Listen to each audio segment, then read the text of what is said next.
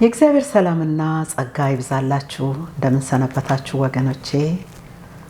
እግዚአብሔር አምላክ የተባረከ ይሁን።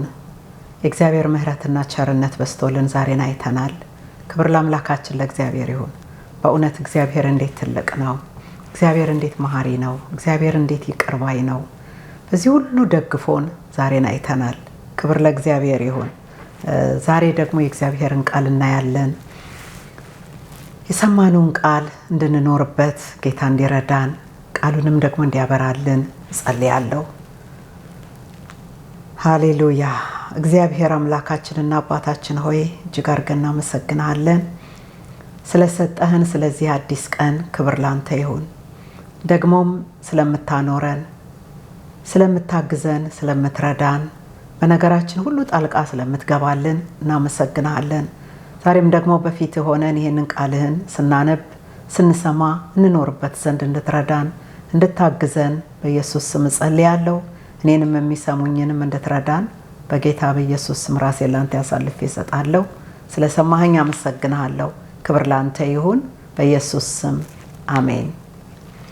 ክብር ለእግዚአብሔር ይሁን። በምሳሌ 19:23 ላይ እግዚአብሔርን መፍራት ወደ ሕይወት ይመራል፣ የሚፈራውም ጠግቦ ይኖራል ይላል። እግዚአብሔርን መፍራት ወደ ሕይወት ይመራል፣ የሚፈራውም ደግሞ ጠግቦ ይኖራል። እግዚአብሔርን ስንፈራ፣ እግዚአብሔርን ስናከብረው፣ እግዚአብሔርን ስንታዘዘው፣ እግዚአብሔር እንደሚለን ስንኖር ያ ወደ ሕይወት ይመራናል። በአንጻሩ ደግሞ እግዚአብሔርን አለመፍራት ደግሞ ወደ ሞት፣ ወደ ጥፋት ይመራል። የሚፈራውም ደግሞ ጠግቦ ይኖራል ይላል። ምኑን ይጠግባል? ምሕረቱን ይጠግባል፣ ይቅርታውን ይጠግባል፣ ቸርነቱን ይጠግባል፣ ደግነቱን ይጠግባል። እግዚአብሔርን በመፍራትና በመታዘዝ ውስጥ ያለ ብዙ በረከት አለ። እግዚአብሔር ከኛ ጋራ አብሮ ለመኖር የሚወድ እንድንለየው የማይፈልግ ደግ አምላክ ነው። እግዚአብሔርን ስናስበው ሩቅ ያለ የሚያስፈራ አምላክ ብቻ አድርገን እንድናስበው አያስፈልግም። ምክንያቱም እግዚአብሔር እኔ የቅርብ አምላክ ነኝ እንጂ የሩቅ አምላክ አይደለሁም ስለሚል አማኑኤል ሆኖ መጥቶ ከኛ ጋር ሊኖር የወደደ በመካከላችን ያለ እግዚአብሔር የቅርብ አምላክ ነው። ደግሞም ሁልጊዜ የሚቆጣ ሁልጊዜ የሚያስፈራ አምላክ ብቻ ሳይሆን የሚምር፣ የሚወድ፣ የሚራራ፣ ይቅር የሚል ፍቅር የሆነ አምላክ ነው። እግዚአብሔርን ሁለቱንም ገጽታውን ስናውቀው ይጠቅመናል። የሚያስፈራ ነው፣ ግን ደግሞ የሚወደድ ነው። እግዚአብሔር የሩቅ አምላክ ነው፣ ግን ደግሞ የቅርብ አምላክ ነው። በቅርብ ተገኝቶ ከኛ ጋር ሊኖር የፈቀደና የወደደ አምላክ ነው። ስለዚህ በዚህ ራሳችንን እንድናጽናና፣ ራሳችንን እንደገና ወደ እግዚአብሔር እንድንመልስ ይህ ፍቅሩ ግድ ይለናል። በኢሳይያስ 1 ቁጥር 18 ላይ እግዚአብሔር ራሱ የሚናገረው ነገር አለ። ሰዎች በኃጢአታቸው ከሱ ተለይተው እንዳይቀሩ፣ ሰዎች በኃጢአታቸው ፈርተውት ሸሽተው እንዳይቀሩ፣ በቃ በድያለሁ ብለው በዛው እንዳይጠፉ እግዚአብሔር የሚናገረው ነገር አለ። ይሄም ቁጥር 18 ላይ ምዕራፍ 1 ኑና እንዋቀስ ይላል እግዚአብሔር። ኃጢአታችሁ እንዳለላ ብትሆን እንደ አመዳይ ትነጻለች፣ እንደ ደምም ብትቀላ እንደ ባዘቶ ትጠራለች። እሺ ብትሉ ለእኔም ብትታዘዙ የምድርን በረከት ትበላላችሁ። እምቢ ብትሉ ግን ብታምፁም ሰይፍ ይበላችኋል፣ የእግዚአብሔር አፍ ይህን ተናግሯልና የሚል ቃል አለ። ልክ ሰው እንደሚል እግዚአብሔር ሰውን ኑና እንዋቀስ። ሰው ከሰው ጋራ ሲጣላ በጣም ከሚወደው ሰው ጋራ ተለያይቶ መቅረት አይፈልግም። እስኪ እንገናኝና እንወቃቀስ። ማን ነው የበደለው? ማን ነው ያጠፋው? ይቅርታ እንጠያየቅ፣ እንደገና ወደ ቀደመው ወዳጅነታችን እንመለስ ይላል። ሰው እንኳን ማለት ነው። እግዚአብሔር ግን ፍጹም ሰው በድሎት፣ ሰው አሳዝኖት፣ ሰው አልፈልግህም ብሎት፣ አንተን አላመልክም ብሎት ሩቅ ለሆነ ሰው፣ ለሸሸ ሰው፣ ላመፀ ሰው ናና እንዋቀስ፣ ኑና እንዋቀስ ምንም በደላችሁ ኃጢአታችሁ የከፋ ቢሆን እንደ ደም የቀላ ቢሆን እንደ ባዘቶ እንደ ጥጥ ይነጣል። በምን? በምህረቴ በይቅርታዬ ብቻ ኑና እንዋቀስ። እግዚአብሔር እንዴት ድንቅ አምላክ ነው ወገኖቼ! የእንደገና አምላክ፣ እንደገና ምህረት የሚያደርግ፣ እንደገና የሚምር፣ እንደገና ይቅር የሚል፣ እንደገና የሚያስጠጋ፣ እንደገና የሚወድ። ስለዚህ በዚህ እግዚአብሔር በፍጹም ተስፋ አንቆርጥም። በበደላችንና በኃጢአታችን ምንም ብንበድለው ምንም ብናሳዝነው እንደገና ሊምረን የታመነ አምላክ ነው። እንደ ቃሉ በሮሜ 3 ላይ የተሰጠ ትልቅ ተስፋ አለ። ሮሜ 3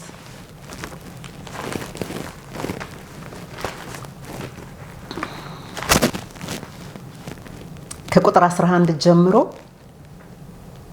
ስለ ሰው ይናገራል። ጻድቅ የለም አንድስ እንኳ፣ አስተዋይም የለም፣ እግዚአብሔርንም የሚፈልግ የለም። ሁሉ ተሳስተዋል፣ በአንድነትም የማይጠቅሙ ሆነዋል። ቸርነት የሚያደርግ የለም አንድስ እንኳ የለም። ጉሮሯቸው እንደተከፈተ መቃብር ነው፣ በመላሳቸው ሸንግለዋል።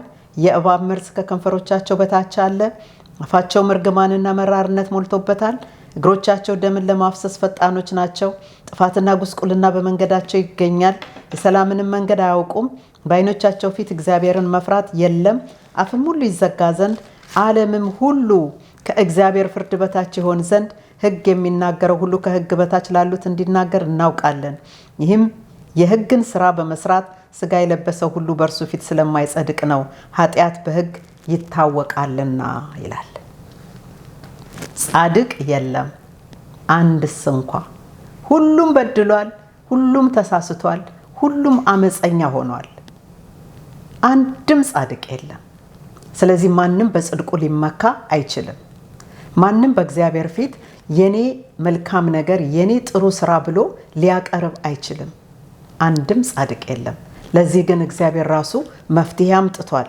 ወረድ ብሎ ቁጥር 21 ላይ አሁን ግን በሕግና በነቢያት የተመሰከረለት የእግዚአብሔር ጽድቅ ያለ ሕግ ተገልጧል።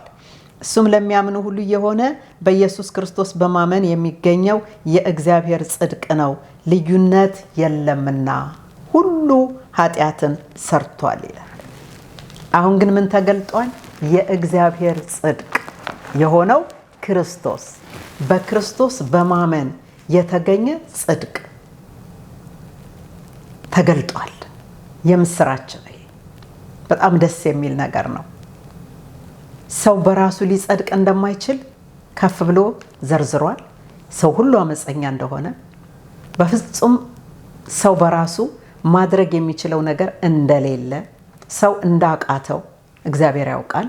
ስለዚህ እግዚአብሔር ራሱ መንገድ አዘጋጅቶ እግዚአብሔር ራሱ የእግዚአብሔር ጽድቅ የሆነውን ክርስቶስን ልጁን ሰጥቶ በእርሱ በማመን በኩል የሚገኝ ጽድቅ፣ ሰው ሰርቶ ሊያገኘው የማይችለውን፣ ሰው ከፍሎ ሊያገኘው የማይችለውን፣ ሰው ምንም ዋጋ ቢመዝን ሊገዛው የማይችለውን የእግዚአብሔርን ጽድቅ እንዲሁ በነፃ ተሰጥቶታል። ግን ምን በማድረግ? በማመን። ክብር ለእግዚአብሔር ይሁን። ጌታችን ኢየሱስ ክርስቶስ በምድር ላይ በነበረበት በሚመላለስበት ጊዜ የመጣው ለኃጢአተኛ ነበር፣ የመጣው ለበሽተኞች ነበር እና ከሱት ነበር ፈሪሳውያን። ከኃጢአተኛ ጋር እንዴት ትሆናለህ? ከኃጢአተኛ ጋር እንዴት ትበላለህ? እያሉ ይከታተሉት ነበር። አልገባቸውም። እሱ ግን ምንድነው የሚላቸው? እኔ የመጣሁት ለኃጢአተኞች ነው፣ እኔ የመጣሁት ለበሽተኞች ነው። እናንተ ጻድቅ የሆናችሁ የመሰላችሁ ሰዎች፣ እኔ ግን የመጣሁት እናንተ ካላስፈለግኳችሁ የሚያስፈልጋቸው ኃጢአተኞች አሉ። ከቀራጮች ጋራ ሲበላ ከቀራጮች ጋራ ሲውል ከነዚህ ጋራ እንዴት ይውላል ብለው ሲከሱት እኔ የመጣሁት ለነሱ ነው። ስለዚህ ዛሬም ጌታ የሚያስፈልገው አልችልም፣ ኃጢአተኛ ነኝ፣ በደለኛ ነኝ፣ ማረግ አቅቶኛል ለሚል ሰው ነው። ደካማ ነኝ ለሚል ሰው ነው። እርዳታ ለሚፈልግ ሰው፣ መውጣት ለሚፈልግ፣ እግዚአብሔርን ከመበደል መውጣት ለሚፈልግ ሰው መንገድ አለው። እሱ በክርስቶስ በማመን የእግዚአብሔር ጽድቅ የሆነውን ክርስቶስን በማመን ከዛ መውጣትና መዳን፣ ከእግዚአብሔር ጋር እንደገና መታረቅ፣ ከእግዚአብሔር ጋር እንደገና ሪሌሽንሺፕ መጀመር የሚቻልበት መንገድ ይሄ ብቻ ነው ማለት ነው። በሉቃስ 5:32 ላይ ጌታችን ኢየሱስ ክርስቶስ ከሰዎች ጋር ተቀምጦ ምግብ ሲበላ በጣም ብዙ ቀራጮች ነበሩ ይላል። እነዛ ቀራጮች ማለት ጉቦ የሚቀበሉ ኃጢአተኞች፣ ከነሱ ጋር መብላት ለጻድቅ ሰው በጣም አጸያፊ ነገር ነው። የእግዚአብሔር ልጅ ኢየሱስ ክርስቶስ ፍጹም አምላክ ፍጹም ሰው ሆኖ ምንም ኃጢአት የሌለበት ጻድቅ ሆኖ ግን ከነዚህ ጋር መብላት ከነዚህ ጋር መሆን ለሱ ስራው ነበረ። የመጣበት ዋናው ስራ ዋናው ዓላማ እሱ ነበረ። እነሱን ሊያሸሽ እነሱን ሊከሳቸው ሊፈርድባቸው ሳይሆን እነሱን ሊስባቸው በፍቅርና ሊያድናቸው ከጨለማ ወደ ብርሃን ከሰይጣን መንግስት ወደ እግዚአብሔር መንግስት ከኃጢአት ወደ ጽድቅ ዘወር እንዲሉ እነሱን ለመርዳት ለነሱ ተልኮ የመጣ ጌታ ነበር። ስለዚህ ዛሬም ይሄ ዕድል አለን። በዚህ ምድር ላይ ስንኖር በኃጢአት ምክንያት በተረገመች ምድር ላይ ስንኖር ብዙ የሚፈትን ነገር አለ። ብዙ ወደ ኃጢአት የሚስብ ነገር አለ። ብዙ ከእግዚአብሔር የሚለይ ነገር አለ። እግዚአብሔርን ያለ መፍራት እንድንኖር የሚያደርግ ነገር አለ። ፈተና አለ፣ ትግል አለ። ግን ሁል ጊዜ በእግዚአብሔር ፊት ቀርበን እግዚአብሔር ዛሬም የሚለው ኑና እንዋቀስ፣ ኑ በደላችሁን እመኑ፣ ኃጢአታችሁን እመኑ፣ ተናዘዙ፣ ትሁት ሁኑ። ያን ጊዜ በደላችሁና ኃጢአታችሁ እንደ ባዘቱ እንደ ጥጥ ትነጻለች ይላል። እግዚአብሔር ዛሬም ይጠራናል። ዛሬም ይሄንን ጥሪ በህይወት እስካለን ድረስ ይሄ ጥሪ ሁል ጊዜ አለ። እግዚአብሔር ይሄን ጥሪ ሲጠራ አይሰለቸውም። አዳምን ከጠፋበት ከተደበቀበት እንደጠራው ዛሬም በተለያየ ኃጢአት በተለያየ ባቃታችሁ ነገር ውስጥ እግዚአብሔር ሆይ ይሄው መጥቻለሁ፣ ያቃተኝ ነገር ይሄ ነው፣ ምሕረት አድርግልኝ፣ ይቅር በለኝ፣ ተቀበለኝ፣ በልጅህ በኩል ወደ አንተ መቅረብ እንደምችል ቃልህ ነግሮኛል። በራሴ እንደማልችል አውቃለሁ። ባቃተኝ ነገር ላይ ግን አንተ ትረዳኛለህ። እንደምትረዳኝ ቃልህ ነግሮኛል። ይቅር እንደምትለኝ እንደምትቀበለኝ እንደገና ካንተ ጋር እንደገና ወዳጅነት እንድጀምር አንተን እንደገና ማምለክ እንድችል በንጹህ እንደምትረዳኝ ቃልህ ነግሮኛል። ስለዚህ ስለተገባልኝ ቃልና ስለዚህ ተስፋ አመሰግንሃለሁ። እንደገና ወደ አንተ መጥቻለሁ። ተቀበለኝ፣ ይቅር በለኝ፣ ምሕረት አድርግልኝ ብላችሁ ብትጸልዩ ይሄን ብትጠይቁ እግዚአብሔር በዛችሁ ደቂቃ በደላችሁን ኃጢአታችሁን ይቅር ብሎ እንደገና ወደ ራሱ አቅርቦ ከሱ ጋር አብሮ ለመኖር ዛሬም እግዚአብሔር የምህረት እጆቹ ለእናንተ የተዘረጉ ናቸው። ወገኖቼ ይቺ የምህረት ደጅ የምትዘጋበት ጊዜ አለ። መቼ? እስትንፋሳችን ሲቋረጥ። እስከዛ ጊዜ ድረስ ግን እድል ስላለ የመዳን ቀን ደግሞ ዛሬ ስለሆነ እንደዚህ አይነት መልእክት ስትሰሙ በምትከሰሱበት ነገር መንፈስ ቅዱስ በሚወቅሳችሁ ነገር ችላ አትበሉ። ወዲያውኑ እግዚአብሔርን ምህረት ጠይቁ። እግዚአብሔር የምህረት አምላክ ነው። እግዚአብሔር የይቅርታ አምላክ ነው። ከእግዚአብሔር ርቃችሁ ሸሽታችሁ ወይም ደግሞ እግዚአብሔር ይቅር አይለኝም፣ የኔስ ኃጢአት ትልቅ ነው፣ የኔስ ኃጢአት ብዙ ነው ብላችሁ አፍራችሁ ተደብቃችሁ ተሰውራችሁ ባላችሁበት ቦታ እግዚአብሔር ስለሚያይ ስለሚመጣ ራሳችሁን ለእግዚአብሔር ገልጣችሁ አሳዩት። በእግዚአብሔር ፊት የሚሰወር ምንም ኃጢአት ስለሌለ ከሰው ይሰወራል፣ ከእግዚአብሔር ግን ስለማይሰወር ከእግዚአብሔር ጋር ቀርባችሁ እግዚአብሔር ሆይ ይሄ ነው ብላችሁ አሳይታችሁ ምሕረትን ተቀበሉ። የእግዚአብሔር ጥሪ ይሄ ነው። ዛሬም ኑና እንዋቀስ። ብትመለሱ እመለሳለሁ። እሺ ብትሉ የምድርን በረከት ትበላላችሁ፣ እምቢ ብትሉ ግን ሰይፍ ይበላችኋል የሚለውን ይሄንን ቃል እንደገና ወደ ልባችሁ አስገብታችሁ እሺ የምትሉበትን ጸጋ እግዚአብሔር ይሰጣችኋል። ለእግዚአብሔር እሺ፣ ለኃጢአት እምቢ፣ ለሰይጣን እምቢ፣ ላንተ ግን ይኸው ፈቃዴን ብላችሁ ለእግዚአብሔር ፈቃዳችሁን ስጡ። እግዚአብሔር አምላክ ደግሞ ይረዳችኋል። ክብር ለእግዚአብሔር ይሁን። ስለተዘጋጀልን የመዳን መንገድ፣ ስለተዘጋጀልን የእግዚአብሔር ጽድቅ በራሳችን ሳይሆን በስራችን ሳይሆን በትግል ሳይሆን በማመን ብቻ ስለተዘጋጀልን ስለዚህ ጽድቅ ስለ ልጁ ስለ ኢየሱስ ክርስቶስ እግዚአብሔር የተመሰገነ ይሁን። በዚህ ሁሉ እግዚአብሔር ይረዳችኋል። ጸልያለሁ።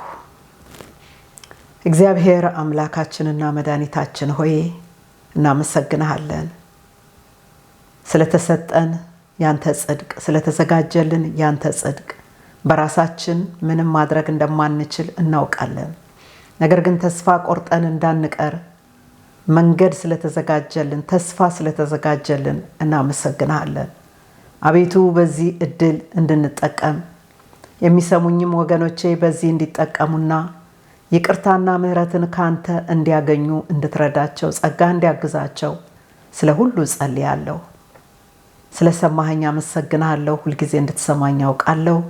በጌታ በኢየሱስ ክርስቶስ ስም አሜን። እግዚአብሔር አምላክ ይባርካችሁ። እግዚአብሔርን መፍራት ወደ ሕይወት ይመራል። ስለዚህ እግዚአብሔርን መፍራት ይሁንልን። ተባረኩ። መልካም ሳምንት ይሁንላችሁ። ላይክና ሼር ማድረግ አትርሱ። ጌታችን ኢየሱስ ክርስቶስ ተመልሶ ይመጣል። ማራናታ አሜን። ጌታ ኢየሱስ ሆይ ቶሎና